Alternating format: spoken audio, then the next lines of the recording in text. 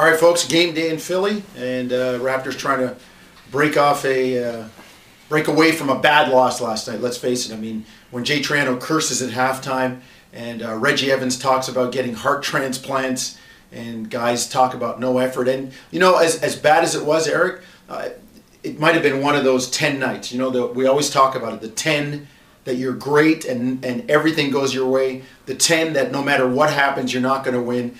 And you're defined by the 62 in the middle. I guess the only thing disturbing was, if it was one of those 10 where nothing goes your way, the effort wasn't there, and you didn't see them working like crazy to say, well, hey, it just wasn't our night. I think that's the biggest problem with me is that, if it is one of those nights, fine. Yeah. But the fact that you saw little to no effort at all in that ball game. The energy. Pretty much. But even when Triano went to the bench to try and find other guys, he wasn't getting it.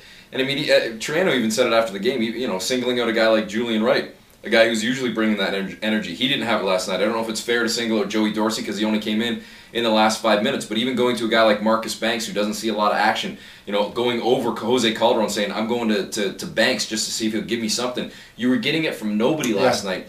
And to me, the disturbing thing as well is you had 2 solid games in Florida, a fantastic win over the Magic, and then a very well-played game, albeit a loss, to the Miami Heat.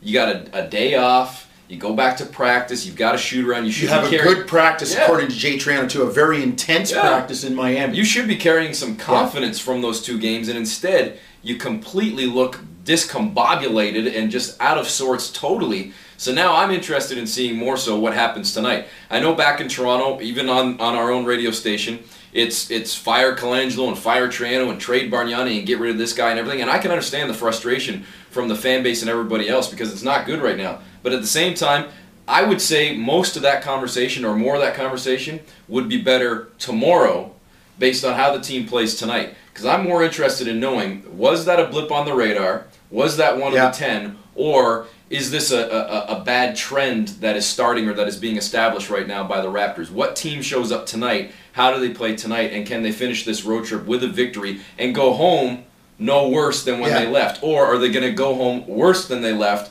following 3 straight losses, now 2-10 at the bottom of the conference? Because it's a battle for the bottom right now tonight when you're looking at Philadelphia. That, to me, says more about tomorrow's phone calls and tomorrow's topics than it does today. Absolutely, and you talk about, is it a blip on the screen? And the one thing you want to try to do is gain some traction. I think back to the year that they won the division and the year after when they were 500, and when things were always kind of up and down, the one thing the coaches were always able to hang their hat on was, we're getting better. We're seeing improvement. And I think that's the biggest question right now. And I don't think anybody could answer that in a positive light after yesterday's game. Although I will say, you look at the Orlando game, you look at the Miami game, after, losses at home and hitting the road, people looked saying, well, mail those first 2 in, those losses in Florida. Well, no, wait a minute. It was 1-1 and was right down to the last 6 minutes in the second game before they actually lost it. And it looked like there was improvement. Then you get something last night where it slides back. And Eric, I think you're right. Let's see what it's like tonight.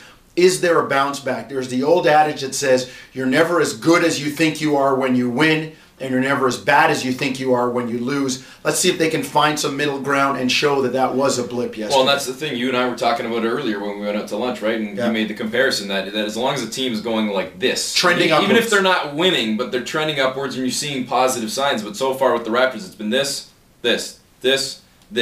And that's even within a game where you're seeing good stretches, but then the fall off. And that speaks to the guys talking about not playing a full 48 minutes. Yeah. And we've seen on this road trip a win over Orlando. And then, a bit of a dip because you lost to Miami, but you're still playing well enough that you say that was the escalator. That was the escalator, right? It's going up, and even though you're jumping up and down the steps on the escalator, it's still going up. But then you fall hard to earth last night. Yeah. Well, and Philadelphia's in much the same situation. As Eric said, bottom of the conference is where the loser's going to reside after tonight. They have identical records too. 1-3 at home, 1-6 on the road, both teams. And Philadelphia talked about, you hear and you read about Doug Collins lamenting their, lack of bench scoring last night against Philadelphia. And this is a team that is a good team in terms of bench scoring, and they like to get out and run. young, athletic. So I think this game is going to be very much like looking in the mirror for the Toronto Raptors and the Sixers at one another. Let's see what happens. They're both coming off the back-to-back. Let's see what happens tonight. See, and hopefully we're not talking about the draft already. I had my buddy Justin. My buddy Justin this morning. He sends me the email with Kyle Singler with his trick shots and stuff and saying, hey, what's this guy going to be like in the draft? We got to keep in mind, and this, I don't know if this is a pro or con.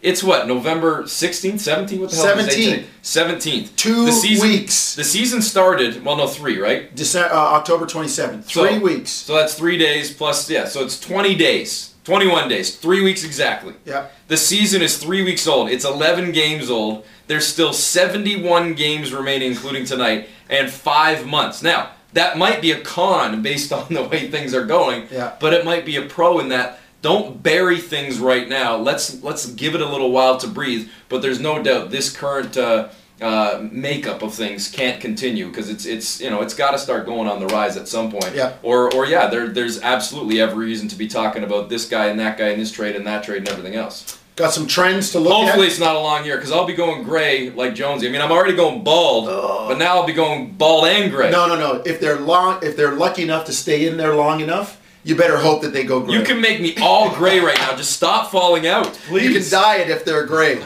Keep them in there. Hoop Show tomorrow night, folks. We're back at it. We got some irons in the fire. You'll have to tune in and listen.